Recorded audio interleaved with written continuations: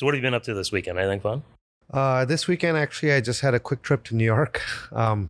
So flew up on Friday, spent part of the day, and then flew back on Saturday. I want to get into this. You travel so much, but most people, when they think about travel, they think about, okay, I'm going to take a week-long vacation. I'm going to go for 2, 3, 4 weeks. You and your wife, you guys travel on weekend short trips. You take weekday trips sometimes. How do you navigate that tight travel schedule? I mean, traveling is something that kind of, I guess, is my blood since I was a kid. My dad is someone that used to travel quite a bit. I remember it started actually when I was 7 years old. My dad had immigrated to the US with the intent that he was going to always go back to India. And his dream was to go back to India, but see everything on the way. So he actually did this trip that took him 3 months where he basically drove his car to New York. He put it on a ship to get to Antwerp. In the meantime, he flew off to England and covered all of England, stuff like that. Came down to Antwerp.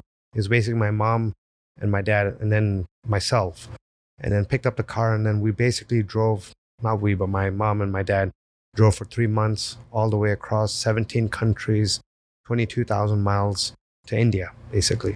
So this was like the start of like amazing journey per se. And I mean, traveling at that time was very different than traveling right now in the sense that there is no Google Maps. You basically have to open up these big maps and stuff like that and kind of figure out your way, how you're getting places. He didn't have hotel reservations ahead of time. So he's a professor. So he had some students from different countries that he kind of called up and say, hey, I'm in the area. I want to get here, there. And so it was much, much more adventurous at that point in time.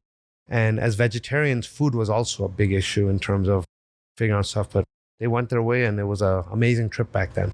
And you were 7 years old? I was 7 years old at that time. Oh my gosh. Yeah, but I can't even imagine navigating now without, my iPhone or Google Maps. I do remember Right. I'm young enough that I grew up in the era of paper maps and exactly. Well, you have to sit there and actually kind of plan out where you're going to be making turns, stuff like that. Now it's really easy. I mean, just like you told me, okay, I just put an address in. I don't even care where the hell the car is taking me. Sometimes you get in trouble because Google may take you to the wrong spot. But for the most part, it's made things so much easier. It's so nice. It's you don't even have to, because it used to be if you miss a turn or you miss an exit on the highway, now it's like you got to pull out the maps, you got to pull over at a gas station, maybe ask someone for directions, figure out where you went wrong, and now it just reroutes you automatically.